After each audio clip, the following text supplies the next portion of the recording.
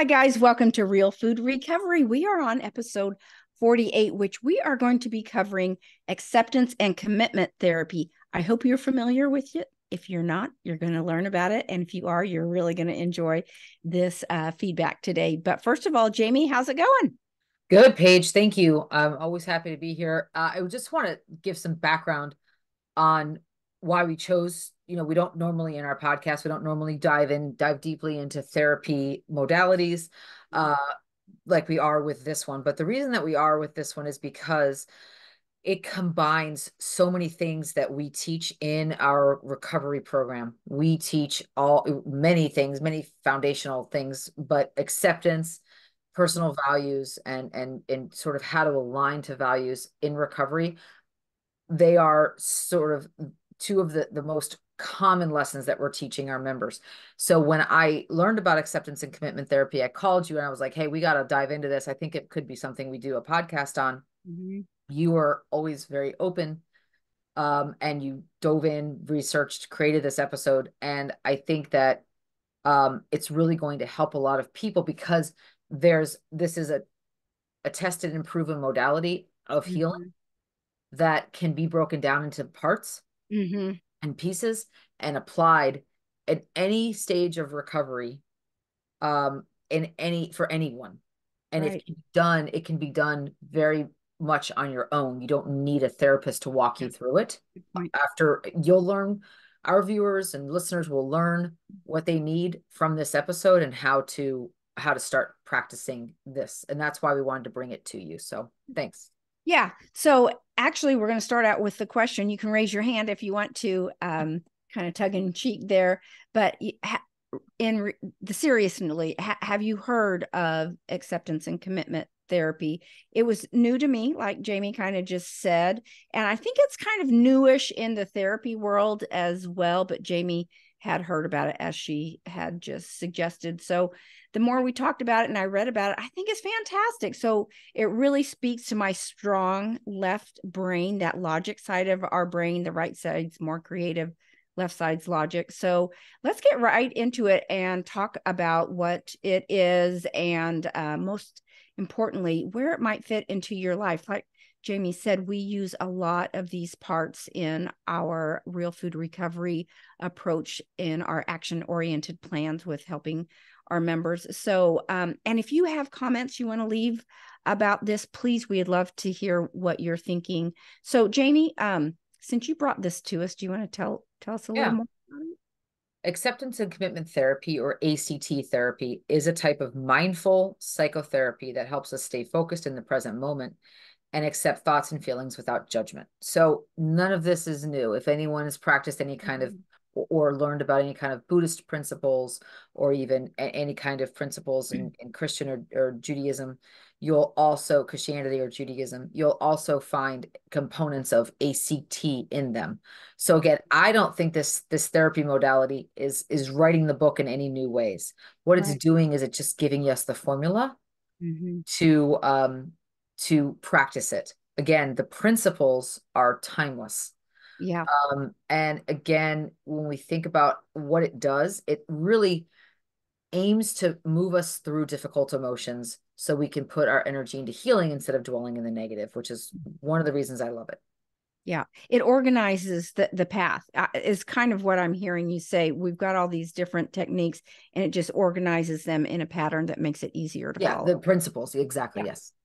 I love that. So, from what I understand, the foundation is based on 6 core processes that help establish the overarching goal of ACT. They are acceptance, cognitive diffusion, being present, self as context or the observing self, values clarification, and committed action. Have you tried this before, Jamie? What kind of speaks to you most about this? There had to be Well, a reason that you were pulled into it. So, yes, what? well, I was brought into it by Dr. Lori Marbus, who I'm is a colleague and friend, and I deeply value her experience. She's a plant-based physician and does a lot of work in just healing healing her patients in all areas. And she has had brought this forward in an interview that I saw with her, and she really just raved about how much she learned. And when I dove into it, and so that there for me was already an expert opinion that I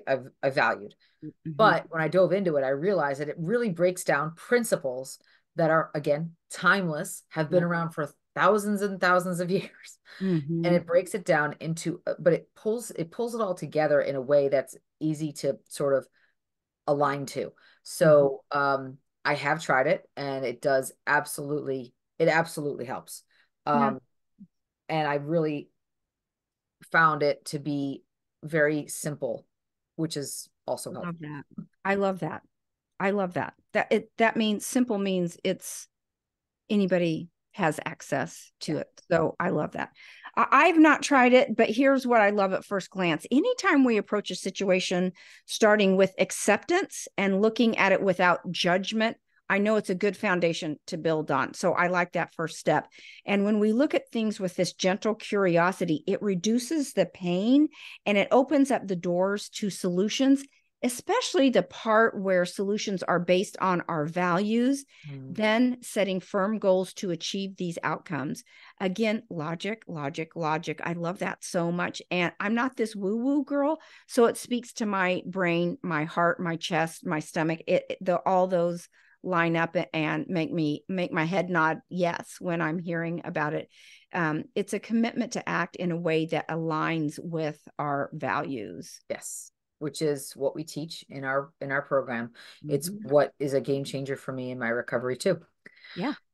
So before we kind of dive deeper into it, into the principles that the formula kind of walks you through, um, we just want to cover the fact that ACT therapy has been applied to folks with depression, obsessive compulsive disorders, post-traumatic stress disorder, and even psychoses.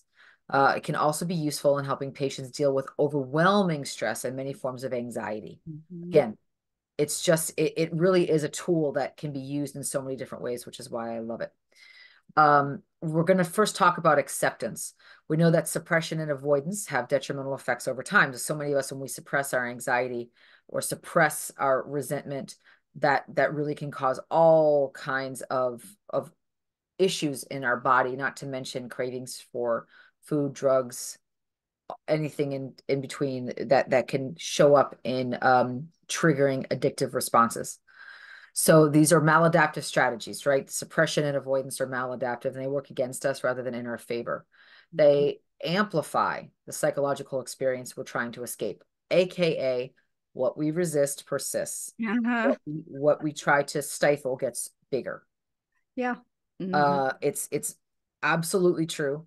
And it's actually almost funny because we use emotional as avoidance as an ineffective strategy when we're uncomfortable with thoughts and feelings that bubble up. So we just say, oh, I'm gonna push it down or deny Yeah. it or act like it's not there, but it just gets bigger. And as short-term responses, avoidance may seem helpful because we're able to sort of compartmentalize it, but over the long term, it reinforces intolerable mental experiences. Yeah.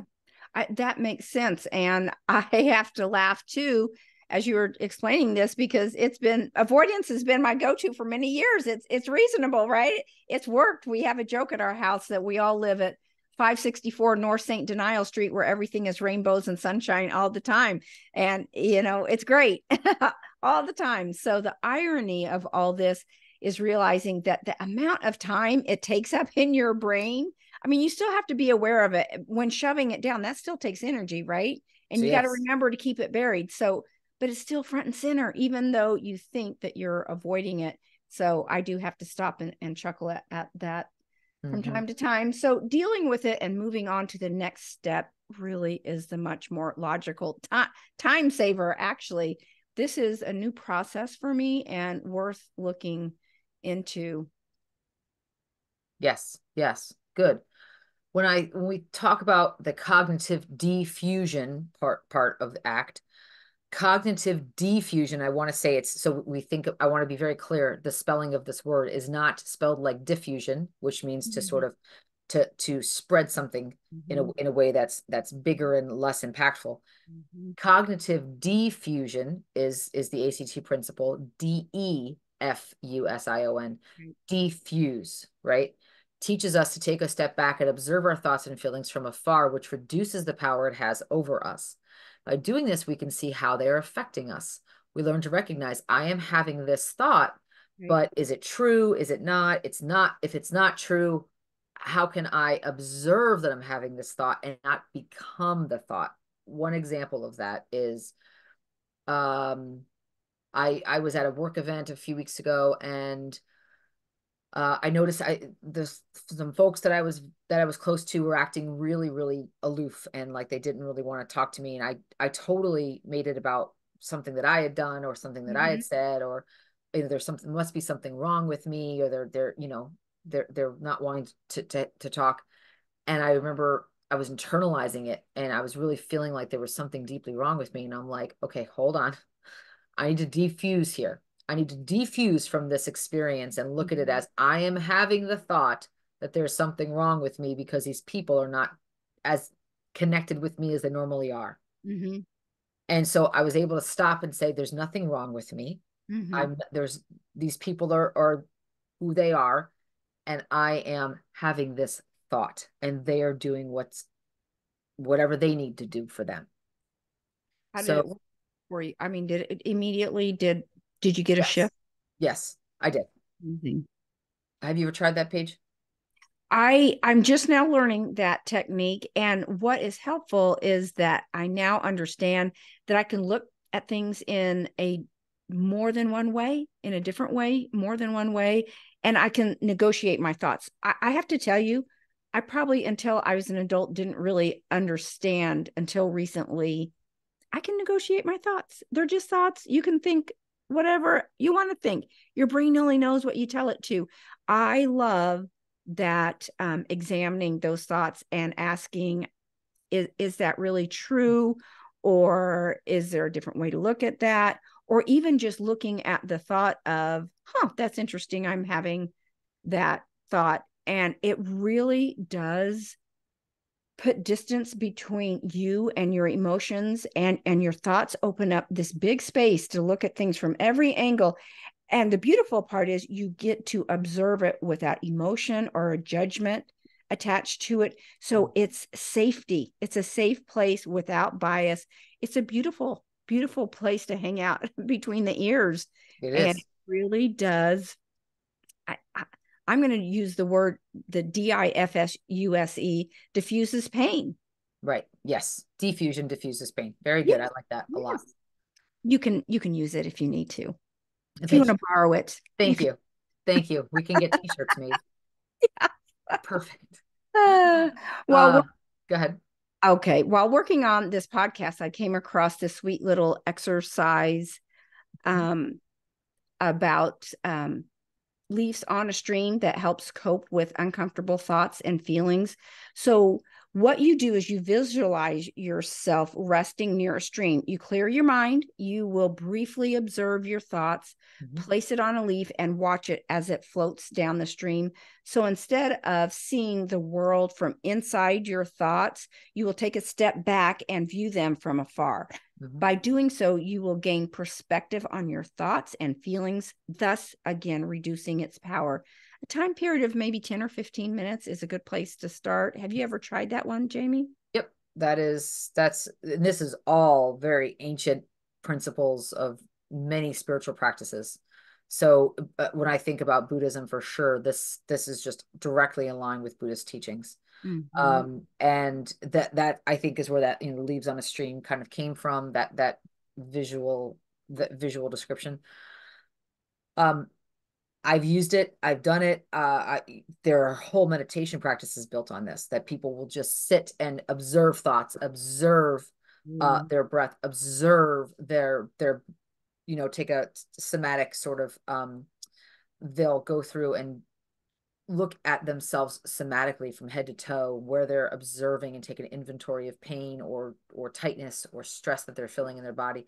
These are all meditative practices, and the whole idea is to get you separated, diffused from your body and your experience, so that you can look at it as, okay, I am this self, without uh feeling like I am this story that I'm telling myself. Mm-hmm. You're right. So for those of us that have been around the recovery rooms for a while, many of us are familiar with the work of an author called Byron Katie. And she talks a lot about, her whole premise is based on the question, is this true? Mm-hmm. And the answer really surprises us a lot. And Byron Katie's work is so helpful because it allows us to see, okay, we need to defuse from the thoughts and emotions we're having about a situation because it's not true. They're not true. We're just taking them on as if they are. So another principle of the program is what we can do when we have negative thoughts, such as I can't handle this as well as somebody else could, or a life on life's terms. I'm not able to handle it. As an example, we we can look at the statement, I'm having the thought that I can't handle life as well as others. So we can add those three, I am having the thought, or 5 words. Mm-hmm. I am having the thought that I can't handle life like she can, he can, they can. And again, another step towards diffusion would be that we can take another step back and say, okay, I'm noticing I'm having the thought. So there's another removal, diffusion, Mm-hmm. that I can't handle life as well as others. Right. So Mm-hmm. I can't like what happens in our body and brains when we have the thought, I can't handle life Oh, as shut well down. as, You stop trying, you stop thinking. right. Totally, total shutdown. Yeah. And when we can diffuse level 1 and say, okay, I'm having the thought. Mm-hmm. And then another deeper level, I notice the I that I am, that is separate from all the stories I tell myself, the loving parent, the self, Mm-hmm. the God inside of me, whatever you want to refer to it. I am noticing that I am having the thought. Mm-hmm. So again, it sounds like it makes sense to you, Paige. Yeah. Does that allow you to distance yourself a little bit more from your thoughts? So, yes, and I loved when I learned about this. This was huge. I mean, that was a game changer for me when I learned that simple principle. That's why I love this ACT so much. And when we were talking about when you first say to yourself, I can't handle life or whatever it is, you go to panic and stress and shut down. And just by you adding, I'm noticing I'm having these thoughts, it invites peace. You just go, oh, okay. That's my only job right now is noticing. Mm-hmm. I don't have to solve anything. I just Mm-hmm. need to take a step back and take a look at it. And it just opens up all this space for you to reevaluate, to bring the situation down to where it actually should be instead of making it so much bigger than it is. Exactly. It's manageable. Exactly. It shifts from overwhelming to just, oh, okay, this is nothing but a thought. I can handle thoughts. So Exactly. yeah, Exactly. I love it. So this brings us to the next step of being present, which is literally fostering an awareness of how we're currently feeling, Mm-hmm. both physically and mentally. Rather than dwelling on the past or worrying about the future, connecting with the present is about engaging completely with the right now. And I am not good at that. And we talk about that a lot in our recovery group about, okay, nothing's on fire. You don't go straight for this was me. My kids were 5 minutes past curfew. I'm planning what the casket looks like, what song we're going to sing, who's going to be those pallbearers, what dress am I going to wear, should I get waterproof mascara that day? I mean, literally straight to extreme. So being in the right now is something I obviously need to work on. So I am not that familiar with stopping myself and checking in and asking myself, how am I feeling right now? Mm-hmm. Interestingly, Jamie and I were having a serious discussion several weeks ago, and she stopped the dialogue and said to me, what are you feeling right now? And it took me back. It took my breath away. It caught me so off guard. I have never had anyone ask me that before. So I'm like, well, I don't know. I mean, who stops and figures out how they're feeling? It was literally a whole new mind shift for me. So since I literally had never been asked that question before. So it's a meaningful moment that made me realize how beneficial that small exercise is of stopping. How are you doing? What are you thinking? Mm-hmm. How are we going to handle this? Just taking it down from a level 10 to level one and just observing things. It's so much more productive. And I'm sure all the systems in your body appreciate that well, because I was listening to some podcast recently about you can never separate the physical with the emotional.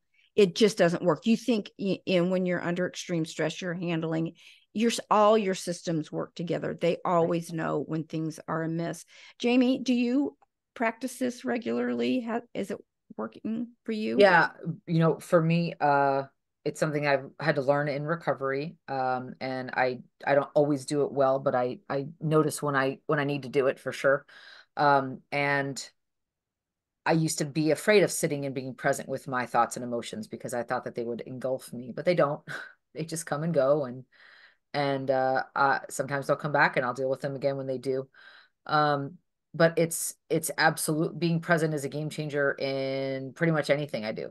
Anything, Yeah. anything I do, whether it's my, fitness routine in the morning, or it's food prep, or it's work, or it's coaching, or it's meeting with someone, or spending time with my husband. Any of that I can be present for is really important.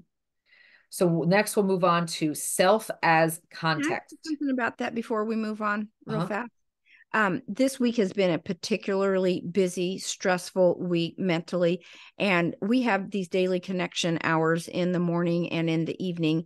And I have been With our so members, with our with real food members. recovery Yeah. community. Yeah. Yes, thank you for helping me with that. And I usually try to listen in from wherever I am if I'm not leading the hour. This week I haven't had access to that just because of the busyness of the week. But I hated missing that time of listening in, but I knew I needed to be present with what I was doing at that time. I needed higher, more attentive focus, even just more quiet time in the brain to process what's happening in my life. So that's a good example. As you were talking about that, I thought that's probably, now that I realize it, that's what I was doing this week, trying to be more quiet, more focused, more just listening into myself. So Yeah. I interrupted. Huge. Go ahead. Huge. So self as context, this is an opportunity to separate our thoughts and experiences from who we are at our core. So a simple exercise is to label yourself by filling in 3 I am statements, such Mm-hmm. as, and I just did this in my LinkedIn profile. Oh, yes. Just last week, I thought, okay, who am I really? Like, I'm not a, passionate leadership development enthusiast. No, I am, woman, wife, bonus mom. I'm a coach. I'm a someone who studies the leadership, the facets of leadership. I'm a podcaster. I'm an author. That's who I am.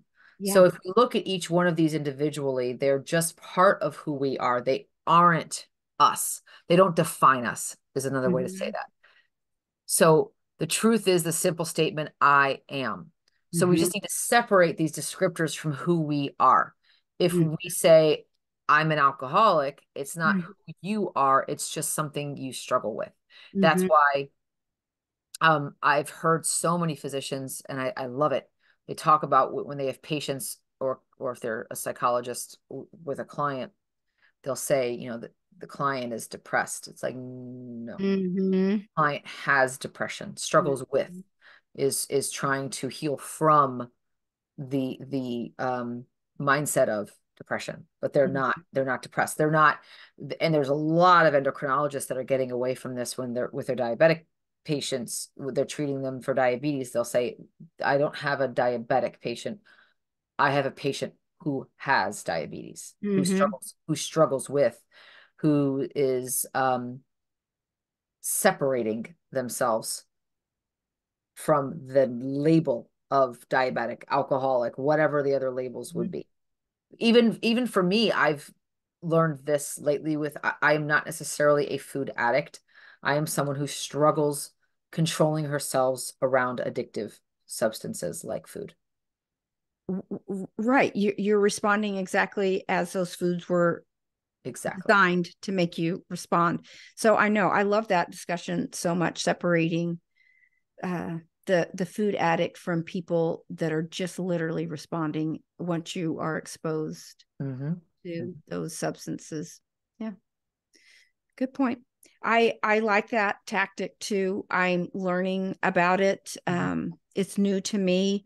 It helps me when I'm hard on myself or frustrated with trying to figure something out.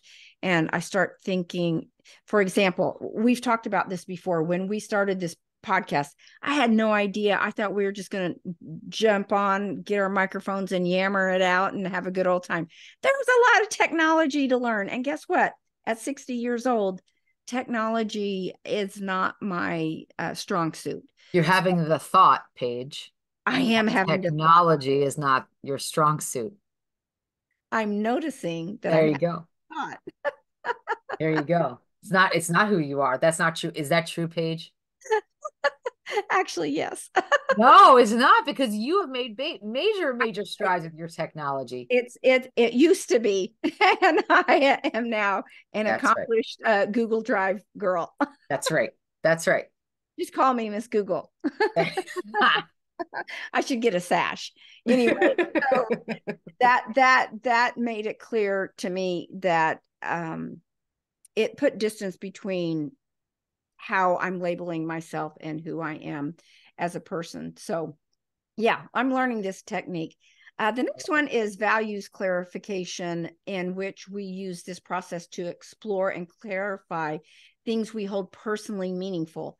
This self-reflection exercise helps us find direction and motivation. Interestingly, Jamie helped me out in a tough spot working with a client who was having this trouble with these binging cycles. So Jamie suggested have them do a values exercise, have them make a values list and try to make connection between the values and the application of skills as well as goals. So they're all three in alignment and congruent with one another.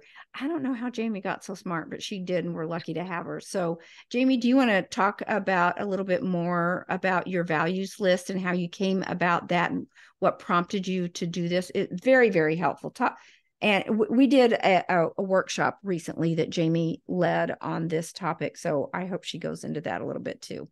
Yeah, I have values really helped me. I didn't know who I was back in 2016. I really did not know who I was, what I stood for, what made me tick. I just knew that I, used food in very detrimental ways to manage life. And I needed to, when I was going through a separation, soon to be divorced at the time, and I was so confused about really what I even stood for, what mattered to me, what I aligned to and ascribed to. I didn't have a spiritual practice at the time, or I was just at the time just getting into a spiritual practice, and I knew that I needed some values. I needed to know who I was, and I worked through those in about a year. It took me almost a year to kind of work through it and find 5 words, personal values words that meant something to me that I could align to. They were not something that I was always good at doing. They needed to be a little aspirational. So I was reaching for them a little bit, and that really made a lot of sense to me. My values are discipline, service, abundance, gratitude, and integrity. And that's a very, we just did we've done a whole episode just recently on values. And we've done a workshop for our members on personal values. And I will say our members have come to us again and again and again and said that knowing their personal values, and some of these members are well into adulthood and they never knew their personal values, just like me. I was in my 40s before I knew them, and I could articulate them and actually start aligning to them. Like I'm not talking about, guys, I'm not talking about my values are honesty and love and I love my family. Those are behaviors. We need values are the things that when the rubber hits the road and we have to make a choice that we aspire to be or do. Like I hope that, I can only speak for me, but I hope that honesty is just an inherent thing that I do. It doesn't always, but it is now. It's not aspirational. It's something that I just naturally do because it is who I want. It's who I need to be in the world. So some helpful questions that we use in making our values list is, what type of partner would I like to be? What type of human would I like to be? How do I enjoy spending my time? What goals matter to me? What social relationships do I consider important to develop, or how do I develop those? What kind of parent do I want to be? What are my fitness or other lifestyle goals? How do I connect with my community? What kind of family member do I want to be? What are my spiritual beliefs? And if you do have values, we'd love for you to share them in our chat, Yeah, or I'd love to hear email us your values on our real food recovery for you at gmail.com. I think they're fascinating to hear other people's values, don't you? Yeah. I love it. We did that in our personal values workshop. People shared what they were working on their list during this workshop. And like Mhm. I said, people are still talking about that workshop today is really good. Yeah. So once we define our values, it helps us create our goals. So our last step is committed action, which we are huge in real food recovery. We are an action oriented community. Regardless of what the problem is, the solution is found in the action. Okay, we've got this situation. What are we going to do about it instead of just spinning in circles? So, when we commit to action, it aids in taking concrete steps to incorporate change that aligns with our values and leads to positive change. We hope to design long-term life goals that are values based. So Yeah. this method should help to be able to commit to and work with actionable steps. I Mhm. have not thought about putting this together on a conscious level, but I have always done this on a subconscious level, I believe, such as my value for a health keeps me reaching for my nutrition and exercise goals. My devotion to family helps me be a loving family member. My high value of hard work, responsibility, and commitment helps me to show up for our podcast and want to share the most beneficial information for all of our listenings, for all of our listeners. Jamie, do you connect your values to your goals too? Do you have any examples of? Yes, I do connect them to my like when I would, I worked in hospitals and Mhm. healthcare settings, for a long time before the pandemic hit. And I would be around processed foods, and people would bring in all kinds of things from home that they made for people's birthdays or other celebrations. And it would be just all around me. And I would, walk through the halls or walk through the break rooms and just remind myself that discipline is my value. And I'm not hungry. I don't need that food. And I would just keep walking. And it Yeah. really helped me a lot to remind myself of what my values were. Um, so we want to move on to listener questions.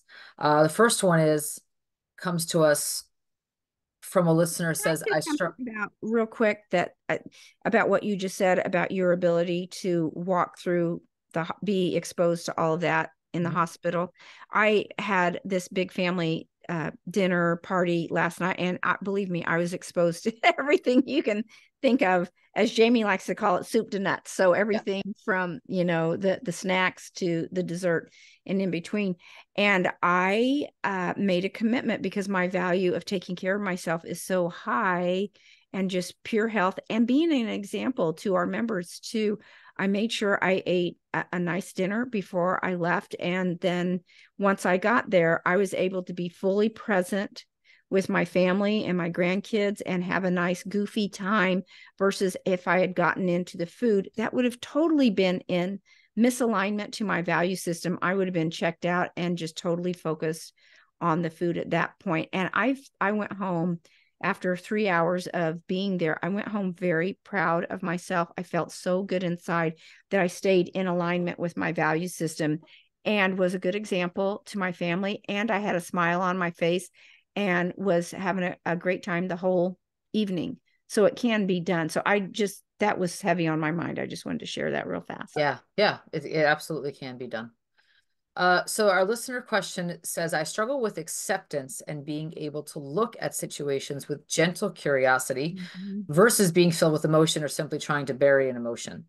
Will this method work for me? Yes. Yeah. It absolutely will. It's just a shift in the way you practice and the way you Yeah. think. Hmm. Acceptance really was a game changer. for me. I used to walk around filled with resentment and filled with anxiety, or filled with just questions about what would happen, or or why did that person do that, or what would this be if it was different, and I just got to the point where I'm like, hold on. I'm not in control of any of these things outside of me. I'm not the creator of the universe. I am just a human being that's trying to make sense of what is happening around her. So I need to just focus on what I can control, and what I can control is accepting that things are the way they are, and not trying to waste energy wishing they were different. Mm-hmm. So yes, it really is something that you can stop, pause, and realize that you're in resistance, right? When you're in pain, when we're in pain, we're in resistance to something. We're in resistance to what is. Accepting what is allows us to move through that pain and get to a place of peace again. Yeah, beautiful. The last listener question we have is, I hadn't thought about a specific value system before hearing this. I just try to be a good person. Isn't that enough? Well, I can see, especially me who had not done much of this before recently, I can see what you are saying, and I have been there myself. So here's what I would tell you. What if you make it into a game and just take a stab at it and see what you come up with? Anytime we stop and do some introspection, it helps us discover who we are at our core, and then it's easier to live up to those values. So if you find it was a huge waste of time, okay, then move on, no problem. But I think you will be surprised how helpful it is in defining your character. You might just find that it invites nobility. So check it out and see. I love it. I love it. Thanks, guys, for being here with this episode on acceptance and commitment therapy. We had a wonderful time being here with you today. If you have any questions or want to know more about what we do in our community at Real Food Recovery, you can check us out at realfoodrecovery4u.com. That's the number 4, the letter U. So it's realfoodrecovery4u.com, and we would love to hear from you. Thanks, guys. See you later. Bye-bye. Thanks.